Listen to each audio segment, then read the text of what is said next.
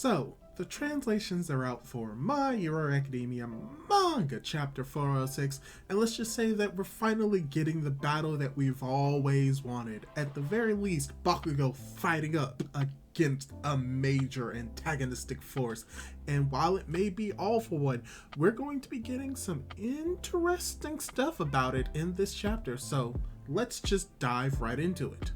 Hey guys, how's it going? It is your boy, Manga Man Drew, and I'm here to do my manga review for My Hero Academia Manga Chapter 406 titled Understand Your Own Quirk. And with the title of this chapter, you can pretty much guess where we're going to be going from here. We are going to be talking about the quirk of Bakugo as he is about to understand how it works as he's going up against one of the biggest bads in the entire series, as well as we get a little bit more confirmation of what's been going on at other battlefields while we're getting to see the battle between All For One take place, but also getting a little bit of action from Deku and Shigaraki while also getting to see some potential hints at why All For One is doing all of this in the first place. So there's a fair amount that we need to cover, so let's just dive right into it and talk about the chapter. And to start off, the first part of this chapter is just getting a little bit confirmation of what's been going on at the other battlefields, where we get confirmation at Central Hospital that the injured are being taken care of, as well as there are arrestees being transported somewhere else. That the battle at Okuto Island has finally been concluded with the Nomu and the villains being subdued. We cut over to Aoyama as well as Hagakure at Ground Zero as they begin the rescue operation for the heroes.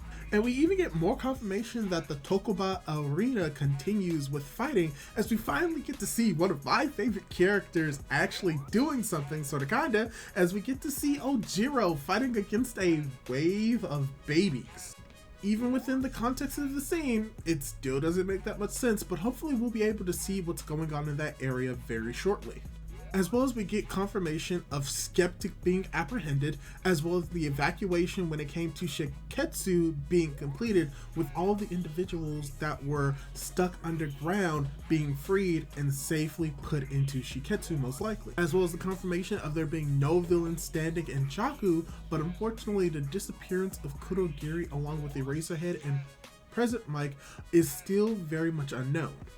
As we also get a little bit of confirmation that Lady Nagant is still alive at this moment as she thinks about what Rocklock said and thinking that how they should place their faith in Izuku Midoriya. So overall, this moment seems to be just clarification and just reiteration of what's been going on in the other areas, confirming that the story is pretty much coming to an end, that there are not really any more major plot points or major battlegrounds that we really need to see at this moment. Everything for the most part has been concluded, so now we can most likely focus more on the fight between All For One and Bakugo and Deku versus Shigaraki Tomura.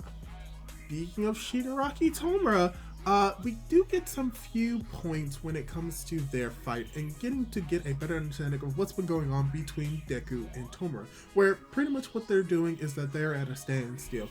Even though we haven't seen a whole bunch of attacks thrown at each other recently, it's pretty clear that they've been at a standstill with any attacks that Tomura has been able to throw at Deku in this moment. Deku has been able to dodge with Danger Sense, but unfortunately he's unable to get through the decay, Tomura's strong body, as well as his regeneration, and how if he uses Gear Shift even one more time that his body will come to a standstill more or less, but that he's still going to go and attack him and go beyond as we get a small 2 pages, unfortunately not a double page spread, of both Bakugo against All For One and Deku against Tomura saying that they're about to go beyond.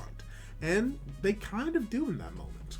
But unfortunately, that's as much as we're going to be getting from Deku versus Tomura in this moment, because we have to remember that he is still the main character, and fights like this typically don't happen until the end or until the ending is like right here.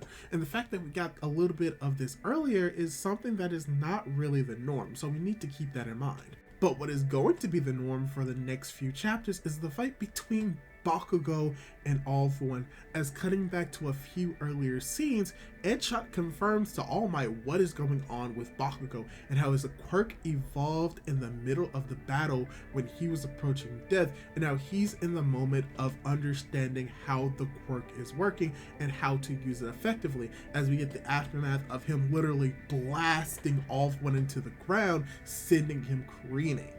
And it's at this moment that All For One once again begins to underestimate the power of the person that he is fighting, as he's like, I'm gonna kill you later. I need to get to Tomura immediately. And unfortunately, because he does not view Bakugo as a threat, that is going to bite All For One in the butt. Because he compares him to Endeavor and Dark Shadow when it comes to his attack potency, but he does not factor in how fast Bakugo is moving. Because even All Might recognizes how fast Bakugo can move in this moment, and even Bakugo recognizes how fast All For One is moving, but even he begins to realize, oh, I begin to understand how my quirk is working right now.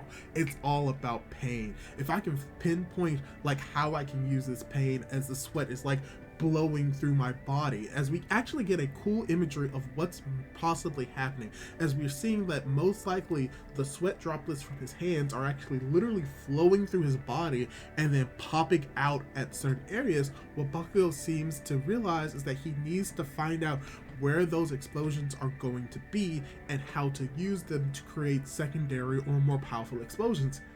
And we see that he can probably accomplish this to a point, as we see that he's able to speed blitz himself to the location of All For One to his surprise and just use a massive explosion to do a fair amount of damage to him. And it's at this point where All For One is beginning to realize the folly of his thoughts and recognizing that he may have underestimated Bakugo, as he does not understand why Bakugo is making him so angry. As we do get a small cute moment where we get to see Bakugo's mom talking to her husband, Bakugo's father, as he's like so terrified and petrified because he doesn't want to look at the scene because he does not want to see his son being injured, but his mom, or should I say Bakugo's mom, recognizes that no, he's probably smiling. We should be looking at this because he's probably the happiest he's ever been, as we see that she's crying, as All For One begins to realize why he hates Bakugo so much, and it's because he resembles the second user of One For All. As we get a flashback to a moment earlier in this arc, we get a little bit more confirmation of what was being said in this moment, as we see All For One holding the second user in his hand, which we do get his name confirmed immediately after this flashback, where he's like, where the second user is telling All For One that if you're looking for Yoichi, Demon Lord, he's already gone. You killed him. And that apparently this moment just enrages All For One so much, and that this is the reasoning why he feels so much anger and thinks that if he hadn't reached out his hand at that time, boom, the explosion goes off, sending him flying, as he realizes this is the reason why he hates him, as he yells in this moment, "It's all your fault, Kuro." As Bakugo says, "Your memory is fuzzy, Gramps. I'm Kachan of the Bakugo'S, you dumbass." And there's a lot to unpack there, not just with All For One, but also with Bakugo, because this is the first time we've actually seen him embrace the name Kachan. And from what we get with the translations, yes, he's actually saying Kachan, which is interesting because it seems as if he's rejecting the nickname that he gave Deku, but is embracing the nickname Deku gave him.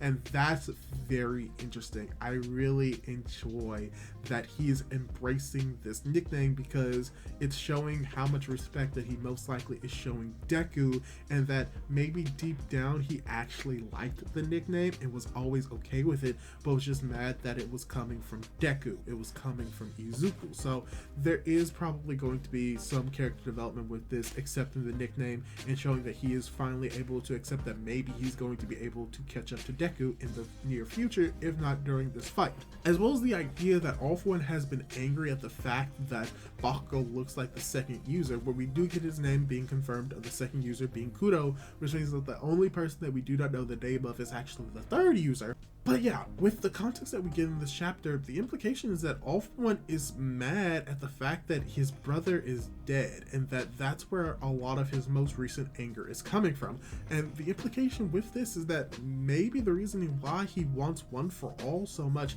is not necessarily the power, but the present. He wants the power of One For All, but he also wants his brother back because he is stricken with most likely the grief and the angst of him killing his own flesh and blood brother.